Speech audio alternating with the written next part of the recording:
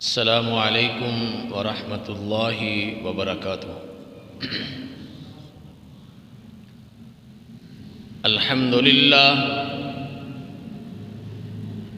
للہ نحمده ونستعینه ونستغفره ونعوذ باللہ من شرور انفسنا ومن سیئات اعمالنا، من يهده الله فلا مضل له ومن يضلل فلا هادي له، أشهد أن لا إله إلا الله وحده لا شريك له، وأشهد أن محمدًا عبده ورسوله، أما بعد فيا أيها الناس إن أحسن الكلام كلام الله، وأحسن الهدي هدي محمد صلى الله عليه وسلم،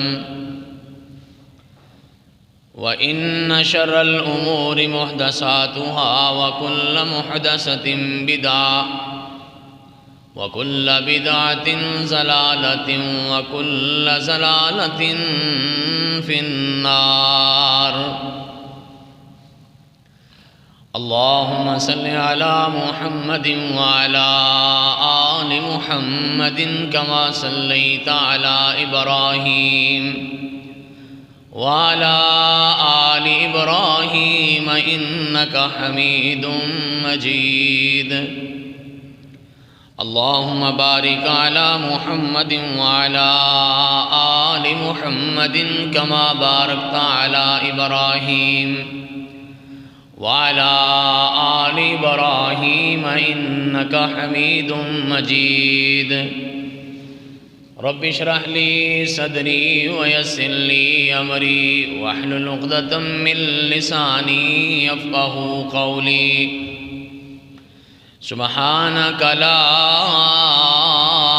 علم لنا إلا ما علمتنا إنك أنت العليم الحكيم۔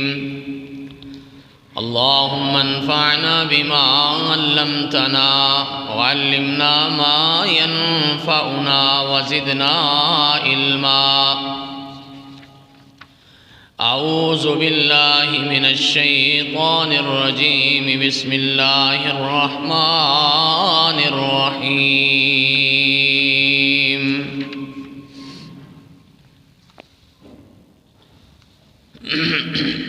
یا ایہا الذین آمنوا اتقوا اللہ حق تقاته ولا تموتن الا وانتم مسلمون۔ يا أيها الناس اتقوا ربكم الذي خلقكم من نفس واحدة وخلق منها زوجها وبث منهما رجالا كثيرا ونساء، واتقوا الله الذي تساءلون به والأرحام إن الله كان عليكم رقيبا۔ يا أيها الذين آمنوا اتقوا الله وقولوا قولا سديدا يصلح لكم أعمالكم ويغفر لكم ذنوبكم، ومن يطع الله ورسوله فقد فاز فوزا عظيما۔ قال الله سبحانه وتعالى في مقام آخر: أعوذ بالله من الشيطان الرجيم، وَلَقَدْ آتَيْنَا لُقْمَانَ الْحِكْمَةَ أَنِ اشْكُرْ لِلَّهِ وَمَنْ يَشْكُرْ فَإِنَّمَا يَشْكُرُ لِنَفْسِهِ وَمَنْ كَفَرَ فَإِنَّ اللَّهَ غَنِيٌّ حَمِيدٌ۔ وَإِذْ قَالَ لُقْمَانُ لِابْنِهِ وَهُوَ يَعِظُهُ يَا بُنَيَّ لَا تُشْرِكْ بِاللَّهِ إِنَّ الشِّرْكَ لَظُلْمٌ عَظِيمٌ۔ صدق اللہ مولانا العظیم۔ ہر قسم کی تعریفات اللہ وحدہ لا شریک کے لیے، ہر قسم کے جائز درود و صلاۃ و سلام آقا دو جہاں رسول کل زماں جناب محمد الرسول اللہ صلی اللہ علیہ وسلم کی ذات گرامی کے لیے۔ قرآن مجید میں 7 صورتیں ایسی ہیں جو شخصیات کے نام پر ہیں۔ سورہ ابراہیم ہے، سورہ یونس ہے، سورہ ہود ہے،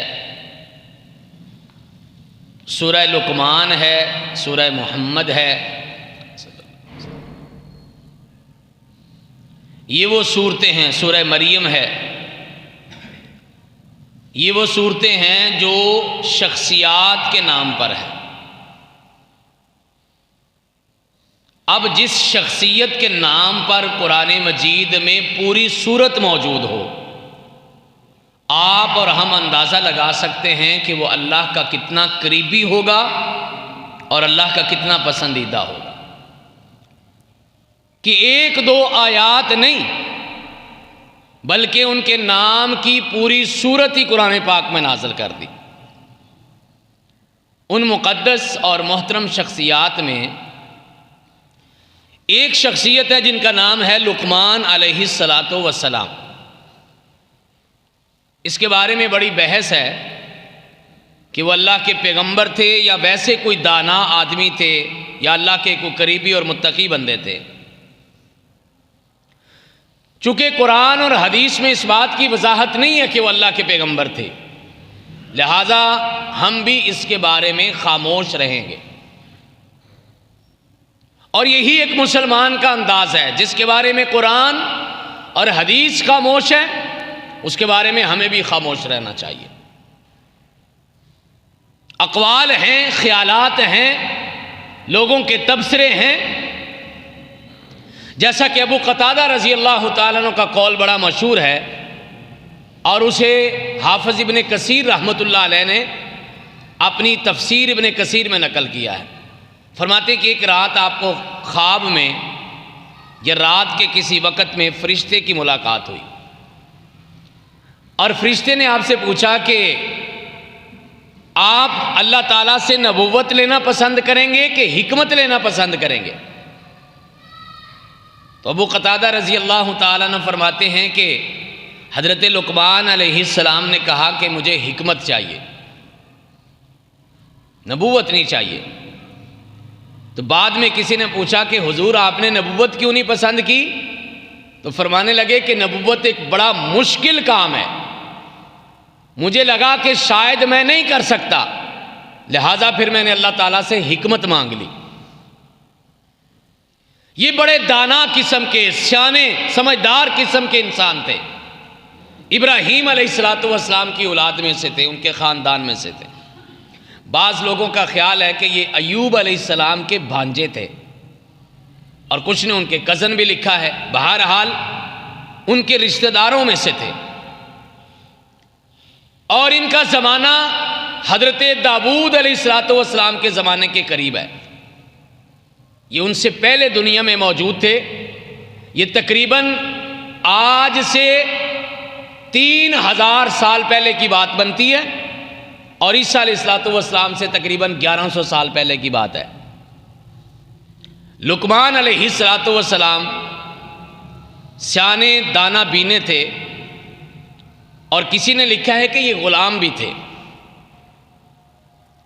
یہ اللہ کی حکمت ہے نا، اللہ کس کو عطا کر دیتا ہے۔ اللہ اپنی نعمتوں کے عطا کرتے وقت خاندان نہیں دیکھتا، بڑا نام نہیں دیکھتا، بڑا شہر نہیں دیکھتا، وہ جسے چاہے عطا کرتا ہے۔ اور حکمت کے بارے میں تو قرآن مجید نے کہا ہے کہ من یؤت الحکمت فقد اوتی خیرا کثیرا، جسے اللہ نے حکمت دے دی اس نے اللہ نے بڑی خیر عطا فرما دی۔ یہ لقمان علیہ السلام ایک دفعہ بیٹھے بکریاں چرا رہے تھے، سیانی باتیں کرتے تھے۔ ایک بندے نے پوچھا اتنی حکمت کہاں سے آئی ہے، اتنے سیانے کیسے ہو گئے ہو؟ یہ ہے اصل پتے کی بات۔ فرماتے میں نے 3 کام کیے ہیں، اللہ نے مجھے حکمت عطا کر دی ہے۔ ایک، میں جب بات کرتا ہوں تو سچ بولتا ہوں، ایک میں جب وعدہ کرتا ہوں تو پورا کرتا ہوں، اور تیسری بات یہ ہے کہ میں فضول باتیں نہیں کرتا۔ کتنی بڑی دانائی کی بات ہے۔ کہا اللہ نے حکمت دی ہے، بات میں سچ بولتا ہوں، وعدہ پورا کرتا ہوں، اور فضول باتوں سے گریز کرتا ہوں، بیکار باتیں نہیں کرتا، مقصد کی بات کرتا ہوں۔ اور یہ آپ کو پتہ ہے، یہ اسلام کی نشانی اللہ کے پیغمبر نے بتائی ہے، من حسن الاسلام المرء ترکہ ما لا یعنیہ۔ ایک بندہ مسلم کی نشانی یہ ہوتی ہے کہ وہ بیکار باتیں نہیں کرتا۔ کہتے ایک دفعہ ان کے مالک نے ان سے کہا، بکری ذبح کی اور کہا کہ بہترین حصہ اس کے گوشت کا لے کے آؤ، تو یہ اس بکری کی زبان اور اس کا دل لے کے چلے گئے۔ پھر کسی موقع پر بادشاہ نے یا ان کے مالک نے یہی بات کہی، تو دوبارہ یہ بکری کی زبان اور بکری کا دل لے کے چلے گئے۔ ان کے مالک نے پوچھا کہ جب میں نے بہترین چیز کہی تھی تب بھی یہی لے کے آئے ہو، اور جب میں نے بدترین چیز کہی تھی پھر بھی یہ لے کے آئے ہو؟ تو فرمانے لگے کہ اگر دل اور زبان میں ہم آنگی ہو، جو دل میں ہو وہ زبان پہ ہو، تو یہ جسم کے بہترین حصے ہوتے ہیں، اور اگر دل اور زبان میں ہم آنگی نہ ہو، دل میں کچھ اور ہو زبان میں کچھ اور ہو، تو یہ جسم کے بدترین حصے ہوتے ہیں۔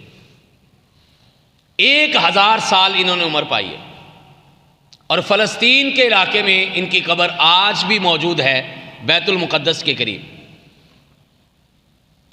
لقمان علیہ السلام کا تذکرہ قرآن مجید میں جو اللہ نے شروع کیا ہے وہ یہاں سے شروع کیا ہے کہ وَلَقَدْ آتَيْنَا لُقْمَانَ الْحِكْمَةَ، ہم نے لقمان علیہ السلام کو حکمت عطا کی تھی، عقل مندی عطا کی تھی، شعور عطا کیا تھا، ویژن دیا تھا، وزڈم اور عقل دی تھی ان کو ہم نے۔ لقمان علیہ السلام کا تذکرہ جو قرآن مجید میں موجود ہے، اس کا ایک بڑا اہم حصہ وہ ہے جو لقمان علیہ السلام نے اپنے بیٹے کو کچھ نصیحتیں عطا کی، اور وہ جو نصیحتیں ہیں وہ والدین کو پڑھنی بھی چاہیے، سمجھنی بھی چاہیے، اور اپنی اولاد تک پہنچانی بھی چاہیے۔ یہ قرآن مجید کا 21واں پارہ ہے، اور یہ سورہ لقمان ہے، اور سورہ لقمان کا دوسرا رکوع یہاں سے شروع ہو رہا ہے۔ میں آپ سے بڑی ادب سے یہ درخواست کروں گا کہ تمام والدین، اور بالخصوص وہ بچے اور بچیاں جن کی ابھی شادی ہونے والی ہے، وہ کم از کم اس رکوع کا مطالعہ ضرور کریں، اور کچھ نہیں تو کم از کم اس کا سادہ ترجمہ ضرور پڑھیں، اور دیکھیں کہ اولاد کی تربیت کیسے ہوتی ہے۔ چونکہ اولاد کی تربیت جو ہے یہ والدین کی سب سے بڑی ذمہ داریاں ہیں۔ والدین کی ذمہ داری صرف معاش کی نہیں ہے کہ ان کے جسم کو پالو، بلکہ والدین کی ذمہ داری یہ بھی ہے کہ ان کے اخلاق کی تربیت کرو اور ان کی روحانی تربیت بھی کرو۔ اس لیے کائنات کے امام نے فرمایا تھا کل مولود یولد علی الفطرہ، ہر بچہ بنیادی طور پہ مسلمان پیدا ہوتا ہے، فآبواہ یحودانہ او ینصرانہ او یمجسانہ او کما قال النبی صلی اللہ علیہ وسلم وصدق رسولہ الکریم۔ کہا بچہ ہر بنیادی طور پہ مسلمان ہی پیدا ہوتا ہے، یہ والدین کی تربیت ہوتی ہے جو اس کو یا تو مسلمان بنا دیتی ہے، یا اس کو یہودی بنا دیتی ہے، یا عیسائی بنا دیتی ہے، یا مجوسی بنا دیتی ہے، یعنی اس کے اندر سارا کردار اس کے والدین کا ہوتا ہے۔ اس لیے والدین کی بہت بڑی ذمہ داری ہے اولاد کی تربیت کرنا. اولاد اللہ کی نعمت بہت بڑی ہے، لیکن یاد رکھیے گا یہ ذمہ داری بھی بہت بڑی ہے. اگر آپ کی تربیت کی وجہ سے اولاد نیک راستے پہ چلے تو ثواب قبروں تک جائے گا، اور اگر خدا نخواستہ آپ کی غفلت اور کمزوری کی وجہ سے یا غلط تربیت کی وجہ سے اولاد غلط راستے پہ چل پڑی تو اس کا گناہ بھی بہت بڑا ہے، اور اس کا حساب بھی قیامت کے دن دینا پڑے گا. اولاد کی تربیت کیسے کرنی ہے، یہ لقمان علیہ السلام کی نصیحتوں سے سیکھیے. اپنے بیٹے کو، کچھ لوگوں نے ان کا نام ساران لکھا ہے، کچھ نے ان کا نام انم لکھا ہے، جو بھی ان کا نام تھا ان کو پاس بٹھایا اور بڑے پیار سے نصیحتیں کرنا شروع کی. اور سب سے پہلی نصیحت یہ کہی وَإِذْ قَالَ لُقْمَانُ لِابْنِهِ وَهُوَ يَعِظُهُ. بیٹے کو پاس بٹھایا اور نصیحت شروع کی، اور سب سے پہلی نصیحت کی یا بنیا لا تشرک باللہ شیئا. بیٹا اللہ کے ساتھ کسی کو شریک نہ ٹھہرانا. کیوں؟ ان الشرک لظلم عظیم. شرک اس کائنات کا سب سے بڑا ظلم ہے، اور یہی وہ نصیحت تھی جو کائنات کے امام نے معاذ بن جبل کو کی تھی رضی اللہ تعالی عنہ. کہا تھا معاذ لا تشرک باللہ شیئا ان قتلت او حرکت. معاذ اگر تیرے جسم کے ٹکڑے ٹکڑے بھی کر دیے جائیں یا تجھے سرے بازار آگ بھی لگا دی جائے، یہ ظلم برداشت کر لینا، لیکن اللہ کے ساتھ کسی کو شریک کرنے والا ظلم کبھی نہ کرنا. عقیدہ، سب سے پہلی بات عقیدہ توحید. اپنے بچوں کا ٹھیک کرو، فکر کرو اولاد کو کیا عقیدہ دے کے جا رہے ہو، اور وہی فکر کرو کہ جو یعقوب علیہ السلام نے کی تھی. قرآن کہتا ہے ام کنتم شہداء اذ حضر یعقوب الموت، پہلا سپارہ آخری سے پہلا رکوع. یعقوب علیہ السلام کی موت کا وقت آیا تو انہوں نے اپنے بچوں کو پاس بٹھا لیا اور کیا پوچھا ما تعبدون من بعدی، میرا بیٹا میرے بعد عبادت کس کی کرو گے؟ باپ دنیا سے جا رہا ہے، موت زندگی کا آخری وقت ہے اور اتنی تکلیف کا عالم ہے، لیکن باپ کو فکر کس بات کی ہے؟ فکر ایک ہی ہے کہ میرے بچے میرے بعد کیا کریں گے. وہ کاروبار کی فکر نہیں کی، وہ کھانے پینے کی فکر نہیں کی، وہ زمین پانڈے کی فکر نہیں کی، بلکہ عقیدے کی فکر کی ہے. ما تعبدون من بعدی، میرے جانے کے بعد کس کی عبادت کرو گے؟ اولاد نے ساری زندگی اپنے باپ کو دیکھا بھی تھا، سنا بھی تھا. کہا ابا جان آپ فکر نہ کریں، نعبد الہک و الہ آبائک ابراہیم و اسماعیل و اسحاق الہا واحدا. اسی کی عبادت کریں گے جس کی آپ کرتے رہے، جس کی ہمارے دادا ابراہیم کرتے رہے، جس کی ہمارے بڑے اسماعیل کرتے رہے، جس کی ہمارے بڑے یعقوب علیہ السلام کرتے رہے، آپ کرتے رہے. اور اس لیے عبادت نہیں کریں گے کہ وہ بڑے ان کی عبادت کرتے رہے ہیں، بلکہ عبادت اس لیے کریں گے کہ الہ واحدہ ہے ہی وہ اکیلا، تو اس کے علاوہ عبادت کرنی کس کی ہے؟ اس کے علاوہ تو کسی کی عبادت کے لائق ہی کوئی نہیں ہے. عقیدے کی فکر سب سے زیادہ اپنی اولاد کی. کائنات کے امام گھر میں تشریف فرما ہے، شادی کا موقع ہے، بخاری کی روایت ہے، چھوٹے چھوٹے بچیاں گیت پڑھ رہی ہیں شادی کے. کائنات کے امام نے سنا، بچی پلتے بولتے کہتی اللہ تیرا شکر ہے، تو نے ایسا نبی عطا کر دیا ہے جو آج کی خبر بھی جانتا ہے اور آنے والے کل کی خبر بھی جانتا ہے. کائنات کے امام لیٹے ہوئے تھے، اٹھ کے بیٹھ گئے، فوراً بچی کو بلایا، کہا بیٹا میں اللہ کا آخری نبی ضرور ہوں لیکن آنے والے کل کی خبر میں بھی نہیں جانتا. عقیدہ ٹھیک کروایا، عقیدہ ٹھیک کروایا.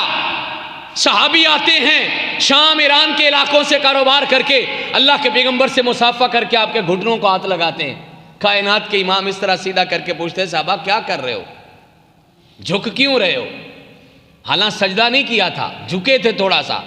کہا ہم نے شام ایران میں دیکھا ہے لوگ اپنے وڈیروں کو ایسے ملتے ہیں. کہا اللہ کے علاوہ کسی کے سامنے جھکنا جائز نہیں ہے.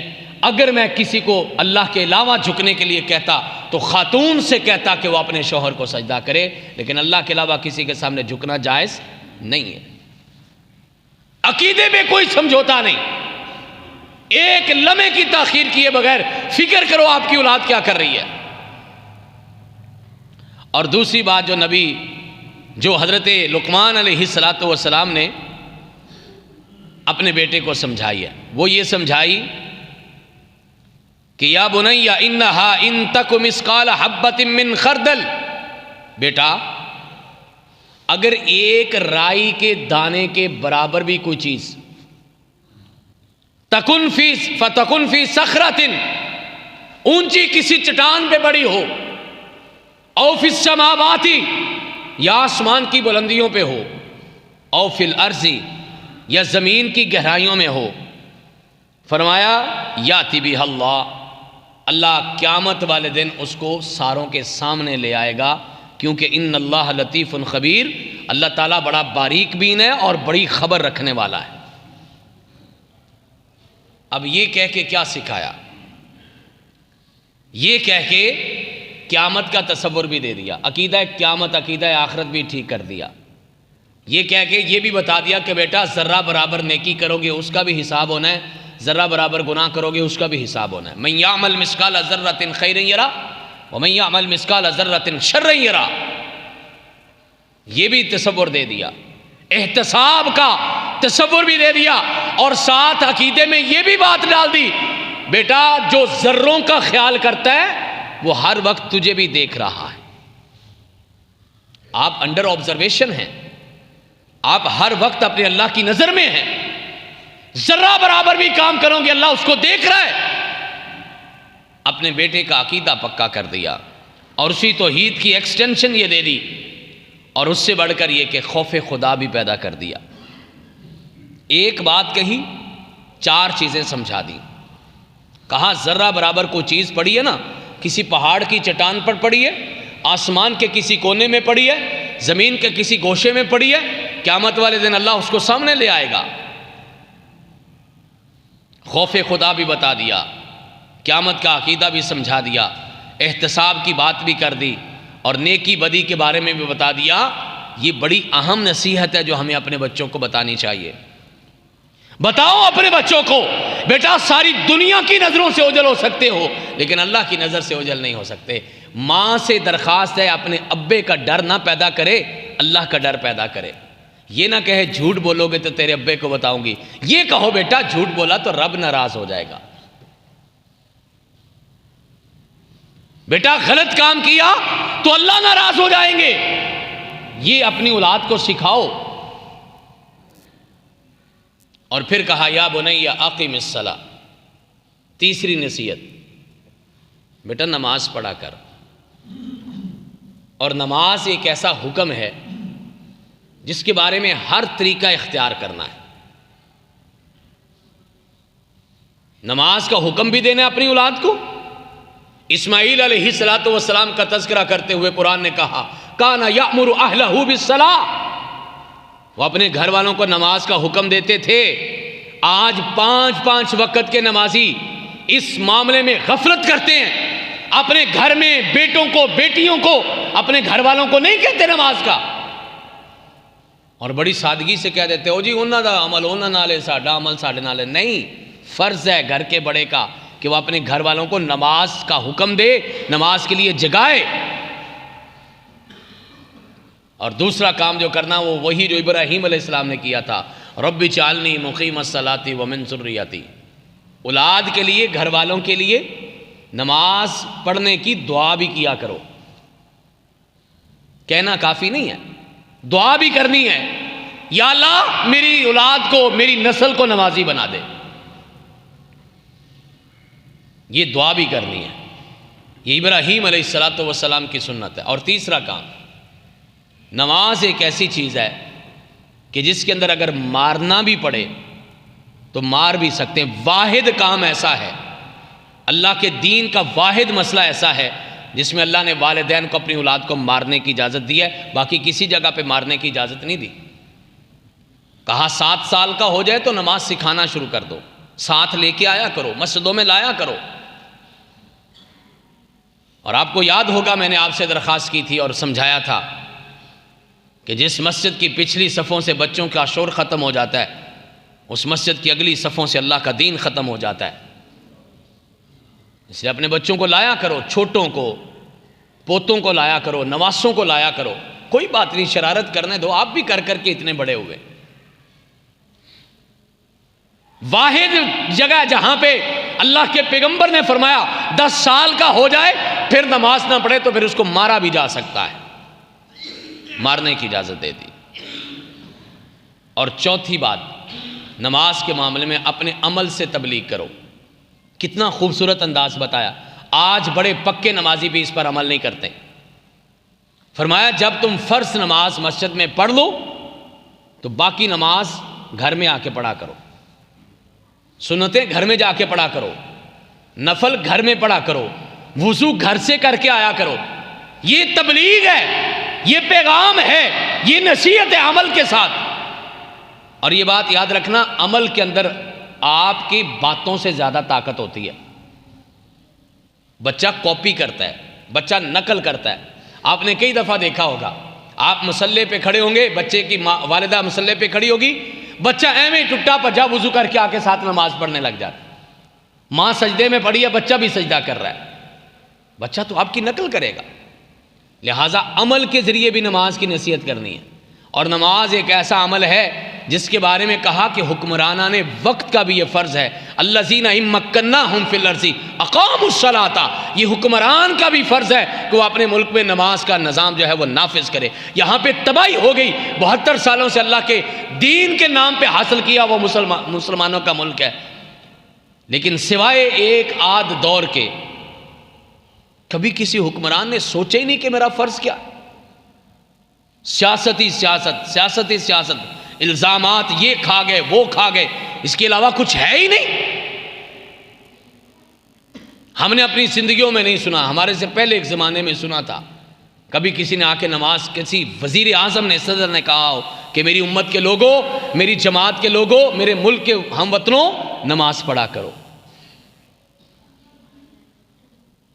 یہ فرض ہے، حکمرانوں کا بھی فرض ہے۔ تو نماز کے معاملے میں 5 باتیں، دعا بھی کرنی ہے، عمل بھی پیش کرنا ہے، حکم بھی کرنا ہے، مارنا پڑے تو مارنا بھی ہے لیکن نمازی بنانا ہے، اور حکمرانوں کا بھی فرض ہے کہ وہ اپنی ملک کے عوام کو اور اپنی رعایا کو جو نماز کا حکم دے، بلکہ نماز کا نظام نافذ کریں، نماز کا نظام نافذ کریں۔ کہا یا بنی اقیم الصلاۃ، بیٹا نماز قائم کیا کرو۔ اور پتہ ہے نماز قائم کرنے کا کیا معنی ہوتا ہے؟ نماز قائم کرنے کے 5 مطلب ہیں، 5 انگلیوں پہ یاد رکھو۔ نمبر 1 ساری کی ساری پڑھنا، نمبر 2 وقت پہ پڑھنا، نمبر 3 توجہ سے پڑھنا، نمبر 4 سمجھ کے پڑھنا، نمبر 5 نماز کے اثرات بعد میں بھی جاری رہنا۔ ان 5 چیزوں کو ملا کے نماز قائم ہوتی ہے۔ ہم نماز صرف پڑھتے ہیں، قائم نہیں کرتے، اور اللہ نے پورے قرآن میں صرف قائم کرنے کا حکم دیا ہے کہ نماز قائم کرو۔ قائم کرنے کا کیا معنی ہوتا ہے؟ یہ بلڈنگ قائم ہے، یعنی کھڑے رہنا کسی چیز کا، نماز کے بعد بھی نماز قائم رہے، اس کا معنی ہے۔ اس پہ کبھی تفصیلی بات انشاءاللہ کریں۔ کہا کہ اقیم الصلاۃ، نماز قائم کیا کرو، اور پھر کہا کہ وَأْمُرْ بِالْمَعْرُوفِ وَانْهَ عَنِ الْمُنْكَرِ۔ پہلی جو 3 نصیحتیں ہیں اس کا تعلق اپنے بیٹے کا رب کے ساتھ جوڑا۔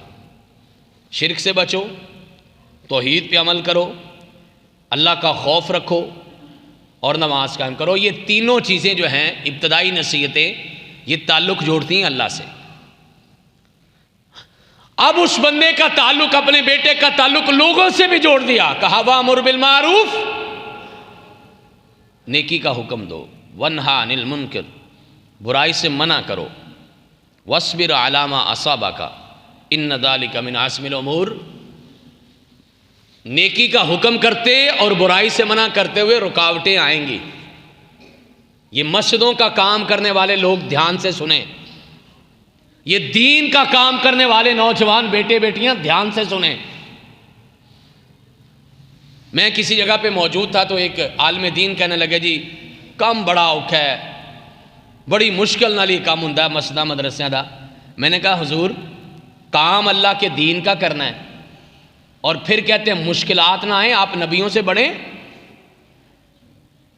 پہلے دیکھو تو صحیح کام کیا کر رہے ہو۔ جتنا بڑا کام کرو گے اتنی بڑی رکاوٹیں آئیں گی۔ باتیں سننے کا حوصلہ ہے نا تو اللہ کے دین کا کام کرنا، پھر یہاں بیٹھنا۔ ہمارے ساتھ تو ہوتا ہی کچھ نہیں، ہمارے تو سارے اشتہار چھپتے ہیں، ہار پہناتے ہیں، کھانے کھلاتے ہیں، پیسے دیتے ہیں۔ انہوں نے تو پتھر کھائے تھے، کانٹے بچھائے تھے، پاگل کہا تھا، لوگوں کو کہا تھا اس کی بات نہ سنو، سگے چاچے نے کہا تھا اس کی بات نہ سنو، اور پتھر مارتا تھا، سگا چاچا مارتا تھا۔ ہماری تو خوش قسمتی یا دین کا کوئی کام کرنے لگ جائے ساری برادری کیا سارا محلہ اس کو مبارکیں دیتا ہے۔ ہمارا تو ماحول بڑا اچھا ہے، پھر بھی اگر ہم جذباتی ہو جائیں تو کوئی بات نہیں۔ لیکن لقمان علیہ السلام بڑے سیانے تھے، یہ جب کام کرنے کا کہا کہ نیکی کا حکم دینا ہے برائی سے منع کرنا ہے، پتا تھا کہ رکاوٹیں آنی ہیں، پتا تھا کہ تکلیفیں آنی ہیں، ساتھ ہی کہا وَاصْبِرْ عَلَىٰ مَا أَصَابَكَ، اگر کوئی تکلیف آئے تو برداشت کرنا۔ یہ بھی نصیحت ساتھ ہی کر دی، کیونکہ یہ تو ہوگا، نیکی کا کام کریں گے رکاوٹیں تو آئیں گی۔ مسجد کی بنیاد رکھنے کی بات کرو، کئی مخالف کھڑے ہو جائیں گے، حوصلہ افزائی کرنے والے تھوڑے ملیں گے، حوصلہ شکنی کرنے والے زیادہ ملیں گے۔ کہا وَاصْبِرْ عَلَىٰ مَا أَصَابَكَ، کوئی تکلیف آئے تو پھر بیٹا اس کو برداشت کرنا۔ صبر کے دو مطلب ہوتے ہیں، ایک ہوتا ہے برداشت کرنا اور ایک ہوتا ہے پکا رہنا۔ برداشت بھی کریں تو کھلوتا بھی رہیں، قائم بھی رہنا، استقامت اختیار کرنا، یہ صبر کے دونوں مطلب ہیں۔ اور ساتھ یہ بھی بتا دی بیٹا اے کام کوئی سوکھا نہیں ہوئے گا، ان ذالک من عزم الامور، یہ بہت بڑا کام ہے۔ صبر اتنی آسانی سے نہیں ہوتا، استقامت کوئی معمولی کام نہیں ہے، یہ بہت بڑا کام ہے۔ لوگوں سے تعلق کیسا ہے؟ لوگوں سے تعلق کی بنیاد سب سے بڑی یہ ہے کہ لوگوں کو نیکی کا حکم دو اور ان کو برائی سے منع کرو۔ سب سے بڑا رشتہ دار وہ ہے، سب سے اچھا دوست وہ ہے جو آپ کو نیکی کا حکم دیتا ہے اور برائی سے منع کرتا ہے۔ جو آپ کو نیکی سے چھڑا کے برائی کی طرف لے جائے، بے شک جتنی مرضی چکنی چپڑی باتیں کرے، سمجھ لینا وہ آپ کا دشمن ہے، اس سے بچو۔ لوگوں سے تعلق کی پہلی بنیاد یہ ہے کہ ان کو نیکی کا حکم کرو اور ان کو برائی سے منع کرو۔ اور پھر کہا وَلَا تُسَعِّرْ خَدَّكَ لِلنَّاسِ، لوگوں کے لیے اپنا کلیجہ یا اپنا حوصلہ چھوٹا نہ رکھنا، بیٹا حوصلہ بڑا رکھنا، ماتھے پہ بال نہ آئے، لوگوں کو دیکھ کے چہرہ نہ بدل لینا، لوگوں کو دیکھ کے تیوری نہ چڑھا لینا۔ وَلَا تُسَعِّرْ خَدَّكَ لِلنَّاسِ، لوگوں کے لیے اپنا ماتھا تنگ نہ کرنا، اپنے چہرے پہ کوئی ناگواری کے اثرات بھی نہ لانا۔ لوگ تو طرح طرح کے ملیں گے، عقل مند بھی ملیں گے، بے وقوف بھی ملیں گے، حوصلہ دینے والے بھی ملیں گے، حوصلہ توڑنے والے بھی ملیں گے، ہر قسم کے لوگ ملیں گے۔ لیکن آپ نے لوگوں کے ساتھ ویسا سلوک نہیں کرنا۔ میں نے کسی جگہ پڑھا تھا کہ عقل کی زکوٰۃ یہ ہوتی ہے کہ جاہل کی بات کو سن لیا جائے اور اس موقع پر اللہ کا شکر ادا کیا کرو۔ اگر کبھی کسی بات بے وقوفانہ یا بری لگے نا، فوراً اللہ کا شکریہ ادا کیا کرو، مولا تیرا کرم ہے، تو نے مجھے عقل سمجھ دی ہے، اس کو نہیں دیا، اس کو بھی عطا فرما دے۔ چہرہ تنگ نہیں کرنا، ماتھا ٹیڑھا نہیں کرنا، اور وَلَا تَمْشِ فِي الْأَرْضِ مَرَحًا، اور لوگوں کے سامنے زمین پر، اللہ کی زمین پر اکڑ کے بھی نہیں چلنا۔ ان اللہ لا يحب كل مختال فخور، اللہ کو فخر کرنے والا بندہ کوئی پسند نہیں ہے۔ کہتے ہیں آپ کی آزادی کا تعلق یا آپ کی آزادی کی جو لمٹ ہے وہ میرے گریبان سے پہلے ہوتی ہے۔ ماڑے تو ماڑا بندہ بھی ہوئے نا، اگر کوئی بندہ اس کا گریبان پکڑے نا تو وہ مزاحمت ضرور کرتا ہے، آگے سے اپنا زور ضرور لگاتا ہے، بے شک بعد میں زیادہ مار کھائی لے، لیکن ایک دفعہ لڑ جاتا ہے، کہتا ہے یار میرا گریبان ہی پکڑ لیا. یعنی یہ آخری حد ہوتی ہے. یہ بات سمجھ آ گئی ہے تو حدیث سنو. مالک کائنات کی حدیث قدسی ہے کہ الکبر ردائی من نزعنی ردائی نزعتہ یوم القیامہ، تکبر میرا لباس ہے. یہ اللہ کہہ رہا ہے جو مجھ سے میرا لباس چھیننے کی کوشش کرے گا، میری زبان اجازت نہیں دیتی کہ میں وہ الفاظ بولوں. ابھی میں نے آپ کو پہلے بات سمجھائی ہے. جو میرے سے میرا لباس چھیننے کی کوشش کرے گا، اللہ فرماتا ہے نزعتہ یوم القیامہ، میں قیامت والے دن اس بندے نال نبڑ لواں گا. رب کہہ رہا ہے کوشش کرنا زندگی میں کبھی تکبر نہ کرنا. تکبر اور ظلم دو ایسی چیزیں ہیں، پڑھ لو پوری تاریخ انسانوں کی، قرآن پڑھ لو، حدیث پڑھ لو، عام طور پہ ان کی سزا دنیا میں ملتی ہے. متکبر کو بالآخر اللہ تعالیٰ لوگوں کے سامنے ذلیل کر دیتا ہے. اس لیے کوشش کرنا کہ چھوٹے بن کے رہنا، کوشش بڑے بننے کی کرنا، لیکن سمجھنا اپنے آپ کو چھوٹا، اپنے آپ کو کبھی بڑا نہ سمجھنا. میں نے کہیں پڑھا ہے اپنے آپ کو بڑا سمجھو گے تو چھوٹے رہ جاؤ گے. اور کائنات کے امام کی کتنی پیاری دعا ہے. اگر عربی نہیں بھی یاد تو اردو میں، پنجابی میں یاد کر لو اور پڑھا کرو، مانگا کرو. فرمایا اللہم اجعل فی عینی صغیرا وفی اعین الناس کبیرا، یا اللہ مجھے میری نظروں میں چھوٹا بنا دے، لوگوں کی نظروں میں بڑا بنا دے. کیا کمال کی دعا ہے. اللہ ہمیں یاد کرنے کی، پڑھنے کی توفیق عطا فرمائے. کہا لا تمشی فی الارض مرحا، بیٹا زمین پہ اکڑ کے نہ چلنا. وہ اکڑنے والوں کی اکڑ بہت جلدی توڑ دیتا ہے. اکڑنے والوں کو پکڑ بڑی جلدی آتی ہے، اور پھر جب اس کی پکڑ آتی ہے نا تو پھر ساری اکڑ نکل جاتی ہے. اور پھر لوگوں سے تعلقات کے بارے میں یہ بھی بتایا وَاقْصِدْ فِي مَشْيِكَ، اپنی چال میں نرمی رکھنا، درمیانہ پن، میانہ روی، بیلنس. آکڑ کے بھی نہیں چلنا تو بالکل بیماراں طرح بھی نہیں چلنا. لوگوں کے سامنے خام خواہ جعلی تقویٰ بھی نہیں پیش کرنا. سیدنا فاروق اعظم رضی اللہ تعالیٰ عنہ کے زمانے میں ایک بندہ بڑا جھک کے لاغر بن کے بیماروں کی طرح چلا آ رہا تھا. پوچھا بیمار ہو؟ کہا نہیں بیمار نہیں. کہا اس طرح کیوں چل رہے ہو؟ بس ہی بس اللہ کا خوف ہے. اس نے فرمایا التقویٰ ہا ہونا، خوف دل میں ہوتا ہے، سیدھا ہو کے چلو ورنہ کوڑے ماروں گا. ہمارے ہاں تو جو زیادہ جھکا رہے نا تو ان تھلے سے اٹھ کے گل کرے، اسی کہنے بڑا نیک ہے. اور جو سیدھا ہو کے بات کرے، بات سمجھائے، کہتے نہیں نہیں ماڈرن مولوی ہے. ہم نے اپنے پیمانے بنائے ہوئے. اور جن دی آواز ہی سمجھ نہ آئے، اسی کہنے نہیں بہت بہت نیک آدمی ہے. یہ نیکی کا معیار نہیں ہے. کہا وَاقْصِدْ فِي مَشْيِكَ، نہ اکڑ کے چلنا ہے نہ جھک کے چلنا ہے، میانہ روی کی چال چلو، سیدھے سلامت رہو. اللہ نے صحت طاقت دی ہے، صحت طاقت سے چلو، وقار کے ساتھ، متانت کے ساتھ، سنجیدگی کے ساتھ. اور حضرت فاروق اعظم رضی اللہ تعالیٰ نے اس موقع پر کہا تھا اسلام بیمار نہیں ہے، اسلام صحت مند لوگوں کا مذہب ہے، صحت مند لوگوں کی طرح چلو. اور لوگوں سے تعلقات کی ایک بنیاد یہ بھی بتائی، کہا وَاغْضُضْ مِن صَوْتِكَ، اپنی آواز بھی درمیانی رکھنا. اور اس کا معنی یہ ہے کہ ضرورت کے مطابق آواز رکھنا. کسی جگہ پہ آپ بالکل آرام سے بات کریں گے، مخاطب ایک دو افراد ہیں، ایک بندے سے بات کر رہے ہو تو آہستہ ہی کرو گے نا. زیادہ لوگوں سے بات کر رہے ہو تو زیادہ اونچی آواز سے بھی بات کرو گے. صحابہ اکرام کے زمانے میں لاؤڈ سپیکر تو نہیں تھا، لیکن اللہ کے پیغمبر جب اس نصیحت فرماتے تو صحابہ اکرام کہتے اللہ کے پیغمبر اتنی اونچی آواز سے بولتے تھے کہ گھروں میں بیٹھی پردہ دار خواتین جو ہیں ان تک بھی اللہ کے پیغمبر کی آواز پہنچ جاتی تھی. اور تقریر کا تو مزاج ہی ہے، گفتگو کا تو مزاج ہی، جو پبلک کی گفتگو ہے اس میں نرمی بھی آئے گی، اس میں آہستگی بھی آئے گی، اور اس میں اونچی آواز سے بھی بولا جائے گا۔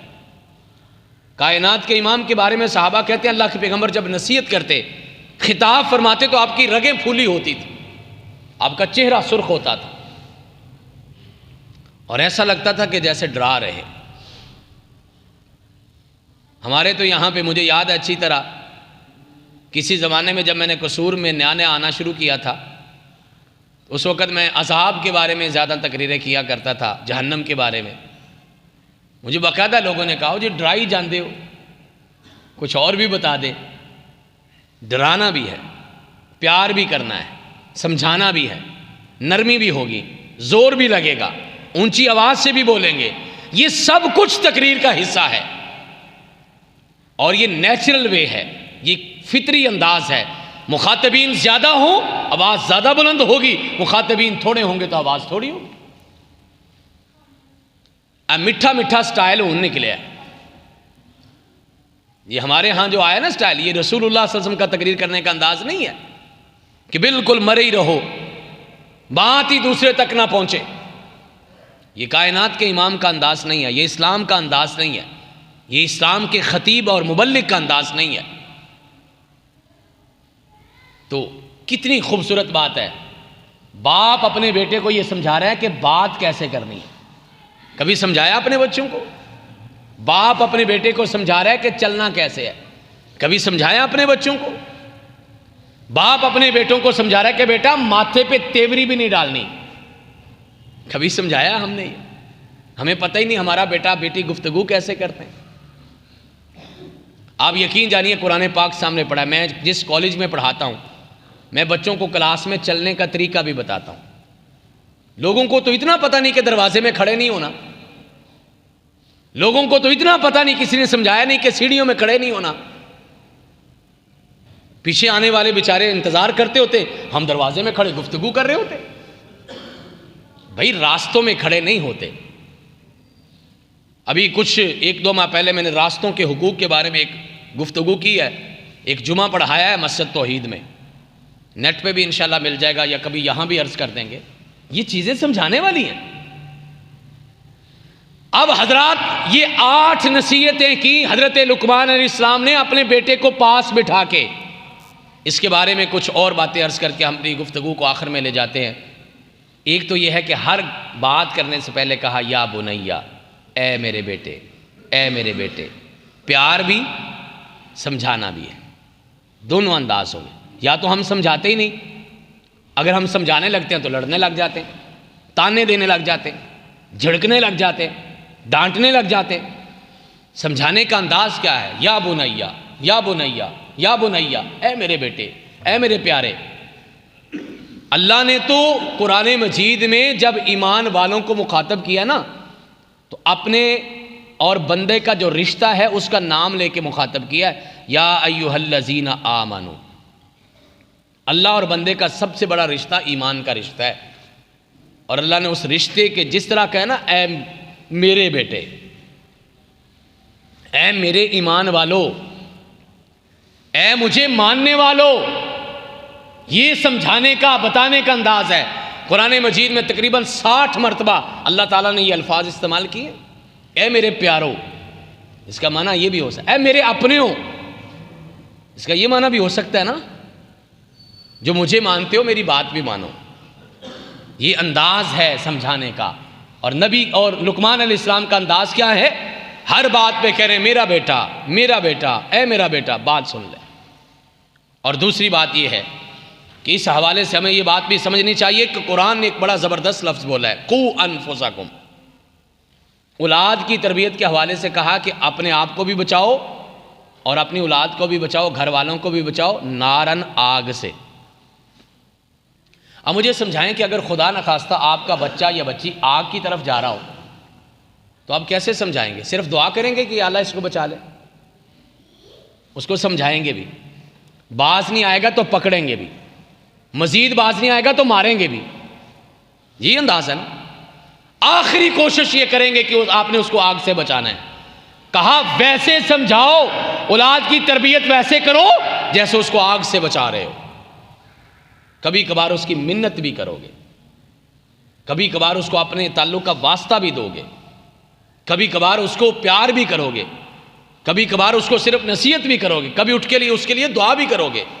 تو یہ سارے طریقے ہیں جو اولاد کی تربیت کے لیے ہمیں استعمال کرنے چاہیے. آخر میں 7 جملوں میں 7 باتیں سن لیں. آج کے دور کے حوالے سے میں نے کچھ چیزیں عرض کی ہیں. اپنے بچوں کو، پہلی بات یہ ہے کہ اپنے بچوں کو خوش رکھا کریں. اور کیسے خوش رکھنا ہے؟ ایک بڑا عجیب اصول ہے کہ ہر وقت اپنے بچوں کو خوش نہ رکھیں. کچھ مان لیا کریں، کچھ نہ مانا کریں. ساری مان بھی لوگے نا تو بچہ ضدی ہو جائے گا، بچہ بگڑ جائے گا. کچھ مانو، کچھ نہ مانو. کبھی بچہ آپ سے کوئی ایسی چیز مانگے نا جو آپ دے سکتے ہوں، پھر بھی نہ دیا کرو.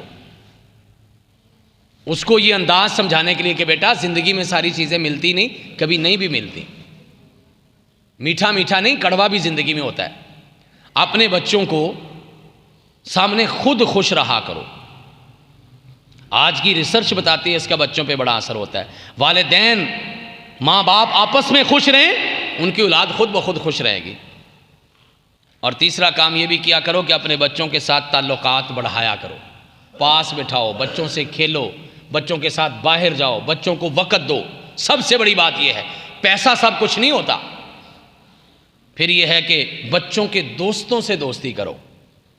پتہ کرو کہ میرے بچے کی کمپنی کون سی ہے. بچوں کے دوستوں سے دوستی کرو تاکہ آپ کو پتہ چل جائے کہ آپ کا بچہ کیا کر رہا ہے. اور بچوں کا سکرین ٹائم کم سے کم کرو. سکرین ٹائم سے مراد ہے موبائل، اس سے مراد ہے کمپیوٹر، اس سے مراد ہے ٹی وی. یہ جتنا کم کرو گے اتنا آپ کا بچہ جو ہے وہ خود غرض نہیں بنے گا. ورنہ بچہ اپنے اندر ہی رہ جائے گا، اعتماد بھی پیدا نہیں ہوگا اور خود غرض بھی بن جائے گا. بچوں کے اندر جو صلاحیت قدرتی ہے اس کو فروغ دو.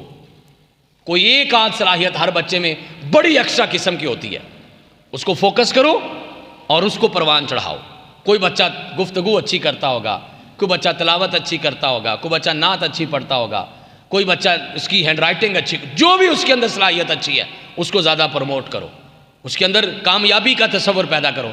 کامیابیوں کی تعریف نہ کرو، کوشش کی تعریف کرو. کامیابیوں کی تعریف نہ کرو، کوشش کی تعریف کرو. جو وہ کوشش کر رہا ہے اس کی تعریف کرو. نہیں بھی کبھی بندہ کامیاب ہوتا کوشش کر کے. اگر بچے کے نمبر تھوڑے آئیں تو آپ نے بچے کو یہ نہیں کرا تو اول ہی نہیں آیا، بلکہ اس کو بیٹا نہیں کوئی بات نہیں، تو نے محنت ماشاءاللہ بڑی کی ہے، کرتے رہو انشاءاللہ آ جاؤ گے. پھر وہ بچہ آ جائے گا. اور آخری بات یہ ہے کہ بچوں کی عزت کرو. میں ہمیشہ کہتا ہوں بڑوں کی عزت تو سارے سمجھاتے ہیں، چھوٹوں کی بھی عزت کرو. عزت کا طریقہ یہ ہے کہ ان کی تعریف کرو اور تنقید علیحدگی میں کرو. نصیحتیں اکیلے میں کرو. اگر کہیں غلطی ہو جائے تو وہاں فوری نہ ڈانٹو، نہ سمجھاؤ، علیحدگی میں سمجھاؤ. بچہ سمجھے کہ میرا باپ یا میری ماں میری عزت کا خیال کرتے. یہ سارے بڑوں کے لیے نصیحت ہے. اللہ آپ کو مجھے عمل کی توفیق عطا فرمائے. آخر دعوانا ان الحمدللہ رب العالمین. ان الحمد للہ نحمدہ ونستعینہ ونستغفرہ